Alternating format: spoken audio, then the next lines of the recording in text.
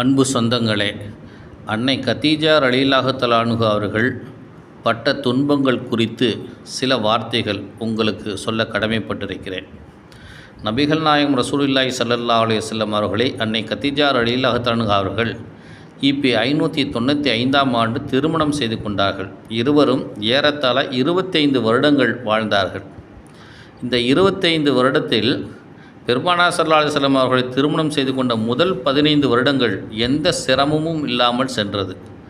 பெருமானாருடைய 40வது வயதில் பெருமானாருக்கு நபித்துவம் அருளப்பட்ட பிறகு அந்த முதல் 3 வருடங்கள் அமைதியாக இஸ்லாமிய பிரச்சாரம் நடந்ததால் அந்த காலகட்டத்திலும் எந்த சிரமமும் இல்லாமல் போனது.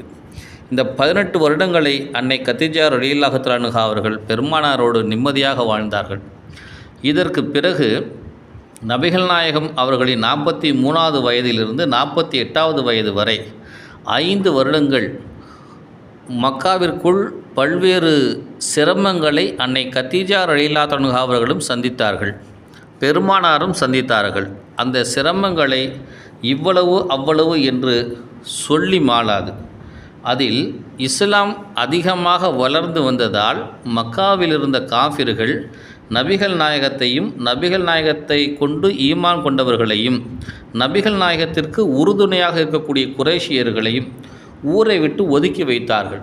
அப்படி ஒதுக்கி வைக்கப்பட்ட முஸ்லீம்கள் 100 பேர் இருக்கலாம், முஸ்லீம் அல்லாதவர்கள் 100 பேர் குறைஷி வம்சத்தை சேர்ந்தவர்களாக இருக்கலாம்.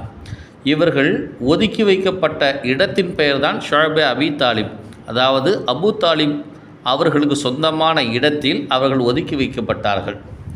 இந்த நிலைமையில் அங்கே அவர்கள் ஒதுக்கி வைக்கப்பட்டிருந்த சந்தர்ப்பத்தில் மிகப்பெரிய சிரமங்களை அவர்கள் சந்தித்தார்கள். 2 அடுக்குமாடி கொண்ட ஒரு வீட்டில் வாழ்ந்த அன்னை கதீஜா கட்டாந்தரையில் படுத்து கிடந்தார். கோடீஸ்வரியாக இருந்த அன்னை கதீஜா ரலியல்லாஹு அன்ஹா அவர்கள் இன்றும் அன்றைய சந்தர்ப்பத்திலும் கூட பணங்காசுகள் இருந்தும் எதையும் வாங்க முடியாத நிலை இருந்தது.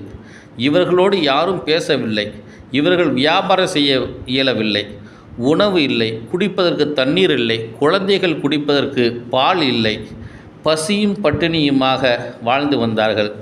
அன்னை கதீஜா ரலியல்லாஹு தஆலா அன்ஹா அவர்களுக்கு முன்னாலேயே பெருமானாரை பிறர் கேலியும் கிண்டலும் செய்தார்கள்.